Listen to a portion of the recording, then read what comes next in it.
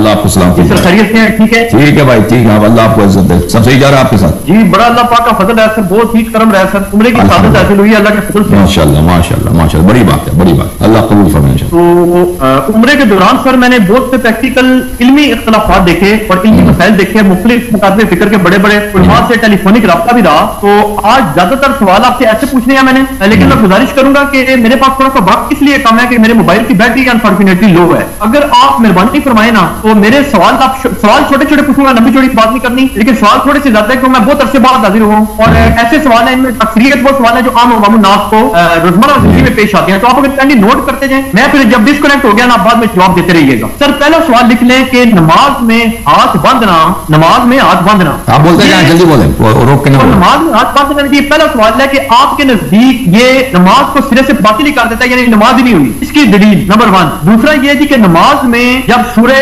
فاتحہ پڑھتے ہیں الحمدللہ رب العالمین سارے مسلمان پڑھتے ہیں, تو اس کے بعد تمام ہی لوگ جو ہے نا سنت سارے ہی وہ کہتے ہیں جی کہ آمین کہیں, کوئی کہتا ہے جی اونچی کہیں, کوئی کہتا ہے جی ہلکی کہیں. جبکہ میں نے آپ کے جو مسلک میں جو کتابوں میں پڑھا ہے کہ اس سے نماز سرے سے باطل ہی ہو جاتی ہے. آپ جیسے کہ آمین کہیں گے آپ کی نماز خطرہ. یہ بڑا خطرناک مسئلہ ہے. میں اس لیے پوچھوں گا کہ مطلب جیسے عمرے پر بھی بندہ جاتا ہے, اللہ کے گھر میں نمازیں پڑھتا ہے, مسجد نبی پڑھتا ہے, اپنے گھر میں پڑھتا ہے, یہ بڑا خطرناک مسئلہ ہے کہ ہر بندے کو پیش آ رہا ہے. تیسرا یہ جی کہ کپڑے کی جو نمازیں ہوتی ہیں آپ جہاں بھی چلے جائیں دنیا میں, چلو آپ چٹائیاں کر لیں, پھر سجدہ کرنے سے کیا آپ کے نزدیک نماز باطل ہو جاتی ہے یا پریفریبل نہیں ہے؟ یہ نوٹ کر لیں. تیسرا سوال. چوتھا سوال سر جی بڑا خطرناک ہے کیونکہ یہ ذاتی طور پہ بھی پیش آیا مجھے بھی نا. خانہ کعبہ میں اب یہ پالیسی بن چکی ہے کہ جب آپ عمرہ کر رہے ہیں نا, اس کے علاوہ اگر آپ طواف کر رہے ہیں تو اس کی پہچان انہوں نے یہ رکھی ہے کہ آپ نے احرام نہیں پہننا نا. جیسے ہی آپ احرام نہیں پہنتے وہ آپ کو سیدھا تیر بھیج دیتے ہیں آپ کو اوپر والے فلور پہ. ٹھیک ہے سر, وہ آپ کو بھیج دیتے ہیں اوپر والے فلور پہ. جیسے ہی آپ اوپر والے فلور پہ جاتے ہیں نا, سنا اشری شیعہ مجتہدین علماء کے فتوے کے مطابق جو مجھے سمجھ آئی ہے, شاید مجھے سمجھنے میں غلطی نہ لگی ہو, ان کا موقف یہ ہے کہ اوپر والے فلور پہ جہاں نیچے کعبہ ہے مطاف ہے, اس کے اوپر والا جو فلور ہے یا اس سے اوپر والا فلور ہے, وہاں پہ آپ جتنے مرضی چکر لگاتے ہیں آپ کا طواف ہوتا ہی کوئی نہیں. یہ بڑا خطرناک مسئلہ ہے کیونکہ یہ تو بچے کو پیش آئے گا, وہاں پہ لازمن آئے گا اور کچھ عرصے میں جبرن آئے گا یہ چیز. اچھا اس کے بعد اگلی چیز ہے جی کہ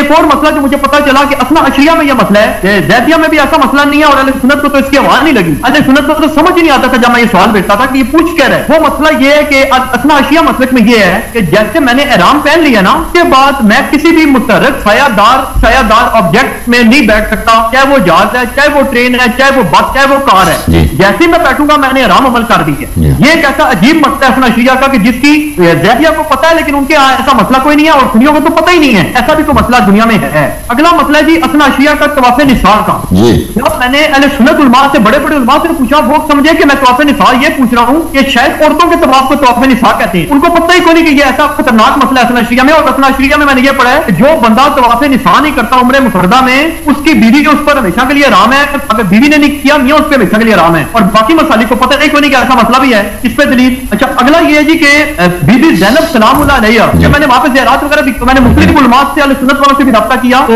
بعض کو نہیں پتا تھا اس چیز کا کہ بی بی زینب سلام اللہ علیہا کی قبر مبارک کہاں پر ہے, یا پتا تھا تو بڑے حیران ہوئے کہ یہ شام میں کیسے بن گئی, کیونکہ آپ کے علم میں پتہ نہیں ہے کہ نہیں ہے. ہمارے یہاں پہ ایک بہت بڑے عالم ہیں, انہوں نے یہ بات کہہ دی کہ جی جو حضرت عبداللہ ابن جعفر تیار رضی اللہ تعالیٰ عنہ تھے نا, ان کی سیدہ زینب سلام اللہ علیہا سے گھریلو نعوذ باللہ نچاکی کشیدگی ہو گئی تھی اور نعوذ باللہ ان کا جو تعلق تھا وہ ختم ہو گیا, تو اس لیے یہ شام چلی گئی. اور انہوں نے اس بات کو اس پیرائی میں کیا کہ جس طرح نعوذ باللہ استغفر اللہ یزید تو بہت بڑا محب اہل بیت تھا, بہت بڑا محب اہل بیت تھا نعوذ باللہ, اس لیے یہ مدینہ واپس آ کر دوبارہ اپنی خوشی سے شام میں چلی گئی کیونکہ وہاں پہ یزید کی حکومت تھی اور وہ بہت احترام اور عزت دیتا تھا سادات کرام نعوذ باللہ. اچھا ایک مسئلہ جو میں نے اور دیکھا کہ اہل سنت کر رہے ہوتے ہیں طواف کے دوران صحیح کے دوران رمل کر رہے ہوتے ہیں کہ تیز بھاگتے ہیں صحیح کے دوران, جبکہ شیعہ سے جب پوچھا وہ کہتے ہیں جی ہمارے نزدیک یہ خلاف سنت ہے. اور اسی طرح اہل سنت ایک کندھا ننگا کر رہے ہوتے ہیں جس کو پتہ نہیں از تبا یا از بتا کہتے ہیں, مجھے اب صحیح اس کی پروننسیشن نہیں آ رہی کہ کیا بولتے ہیں اس پردی میں. تو اثنا اشری علماء سے جب میں نے پوچھا وہ کہتے ہیں جی یہ بھی ہمارے یہاں بدعت ہے,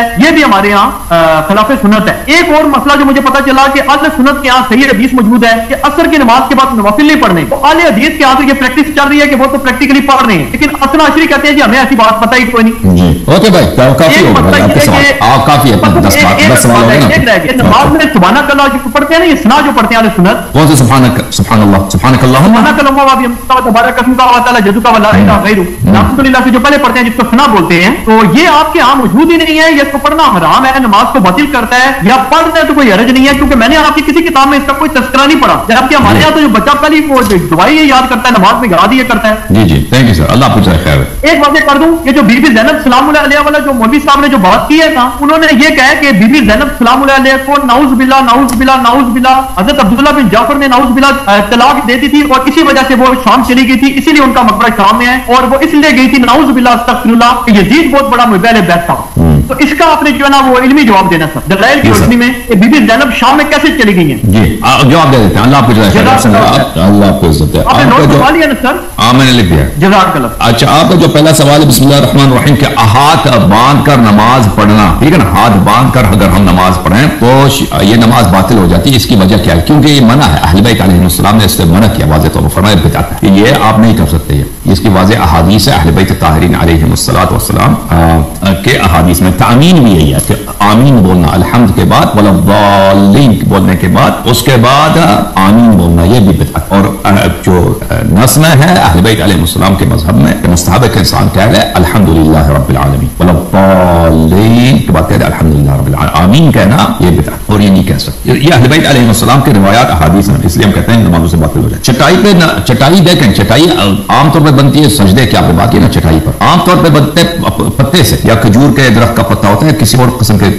درخت کا پتا ہوتا ہے, تو اس پہ سجدہ کرنا اس میں کوئی حرج نہیں ہے. البتہ 3 چیزوں میں آپ سجدہ نہیں کر سکتے. اہل بیت علیہ السلام کی حدیث میں ایک جو کھانے کی چیز ہو, اس کو کھایا جاتا ہو, یا کوئی ایسی قیمتی چیز جو زمین سے نکالا جاتا ہو, معدنیات, قیمتی پتھر ہے یا لوہا ہے جو زمین سے نکالا جاتا ہے جس کی قیمت سونا چاندی, اس پہ آپ سجدہ نہیں کر سکتے. اور تیسری چیز جس پہ آپ سجدہ نہیں کر سکتے, پینے پہننے کی چیزیں. اگر کوئی ایسی جانماز ہے, مصلی ہے جو کپڑے سے بنی ہوئی ہے, مثلا وہ فرش ہے, قالین ہے, تو اس پہ آپ سجدہ نہیں کر سکتے. اس لیے امام جعفر صادق علیہ السلام نے فرمایا کہ یہ چیزیں 3 جو کیٹیگریز ہیں, یہ دنیا والوں کے رب ہیں. دنیا والے اس کی عبادت کرتے ہیں, یا تو پیسے کی عبادت کرتے ہیں, یا تو کھانے کی چیزیں کی عبادت کرتے ہیں, یا پہننے کی چیزوں کی عبادت ہوتی ہے دنیا والے. تو اللہ کے لیے جب انسان سجدہ کرتا ہے تو اس پہ اس وقت جو ان کے مسجود ہے, دنیا والوں کی مسجود ہے, اہل دنیا کی مسجود ہے, اس پہ سجدہ نہیں کر سکتے. تو یہ اس کی نص موجود ہے. اس پہ سجدہ کر سکتے ہیں کسی بھی چیز پہ, اس کے علاوہ کسی بھی چیز پہ آپ سجدہ کر سکتے ہیں. لکڑ ہے, چٹائی ہے, یا مٹی ہے, اس پہ کسی بھی چیز پہ آتر ہے, اس پہ سجدہ کر سکتے ہیں. اچھا, یہ جو آپ نے پوچھا نا کہ طواف کرنا, اگر انسان طواف کریں, دیکھیں طواف کرے وہ دوسرے جو فلور بنے نا, 3 فلور ہے نا ادھر, ہم بھی کہتے تو 3 فلور تھے اس زمانے میں. 3 فلور ہے, تو صحن مسجد کا, اور اس کے اوپر جو ہے 3 مزید فلور بنائے. تو عرض یہ ہے کہ یہ تو بعد میں بنے نا, رسول اللہ صلی اللہ علیہ وسلم کے زمانے میں جو اصل جو طواف کیا جاتا تھا وہ صحن میں طواف کیا جاتا ہے, کعبہ خانہ کعبہ کے گرد اسی مکان پہ کیا جاتا تھا. اب یہ چیزیں جو بنی ایک شبہ ہے, یعنی اگر کوئی وہاں پہ طواف کرے یا واقعی طواف ہوتی یا نہیں ہوتی نا, لیکن دلائل اس سے جو احادیث ہیں, قرآن کی آیات ہیں, اس سے ثابت ہیں. کیونکہ اس قرآن میں یہ چیز مذکور نہیں ہے, حدیث میں بھی مذکور نہیں کہ اگر یہاں پر ہم بلڈنگ بنا دیں 3 طبقہ والا بلڈنگ, اس پہ اس کے گرا اس کے چھتوں پہ آپ جا کے, یا اس کے دوسرے فلور پہ, تیسرے فلور پہ, یا پہلے فلور پہ, سیکنڈ فلور پہ آپ وہاں پہ کر لیں طواف, یہ طواف ہوتی یا نہیں ہوتی. یا کوئی اگر وہاں پہ سرداب بنا دے مثلا زمین میں, ٹھیک ہے نا, زمین کے اندر کود کے گرد گرد سرنگ سا بنا دے خانہ کعبہ کے گرد, وہاں پہ طواف کرے, یا ہوتی یا نہیں ہوتی. تو یہ شبہ ہے, یہ شبہ ہے. جو واجب طواف ہے کم از کم اس میں انسان کو سعی کرنی چاہیے کہ وہ 100% انسان یقین کرے کہ اس کی طواف صحیح ہے, ٹھیک ہے نا. اور وہ کہاں 100% جو گارنٹیڈ ہے طواف آپ کی صحیح ہے, وہ کہاں پر ہے, جو خانہ کعبہ کے گرد وہ مطاف ہے, جو جہاں پہ ہمیں پیغمبر صلی اللہ علیہ وسلم نے جہاں پہ طواف کیا. جہاں تک فلورز بنے ہیں تو اس کے متعلق ہم نہیں کہہ سکتے کہ یہاں پہ طواف ہوتی ہے یا نہیں ہوتی, اللہ جانتا ہے, ٹھیک ہے نا. اس کے متعلق کوئی حدیث کوئی روایت نہیں ہے, یہ نئی چیزیں بنی اور انسان اس کو اوائڈ کرے بہتر ہے. اور اگر مثلا انسان وہ ایسے, آپ جب وہاں پہ مسجد الحرام میں مشرف ہوتے ہیں نا, وہاں پہ بہت مستحب ہے کہ انسان یا تو نماز پڑھے یا طواف کرے. طواف کرنا خود نماز پڑھنے کی طرح, جتنے زیادہ آپ طواف کریں گے اتنا ہی زیادہ بہتر ہے. تو اگر وہاں پہ آپ طواف مستحب بجا لا رہے ہیں تو وہ بھی انسان اگر مطاف میں کرے تو اچھی بات ہے. اگر نہیں کرتا ادھر مثلا بلڈنگ میں کر لیتا ہے تو ہو سکتا ہے اس کو ثواب ملے, ہم نہیں کہتے کہ نہیں ہو, لیکن یہ کوئی گارنٹی نہیں ہے, اللہ جانتا ہے کہ اس کا حکم کیا ہے.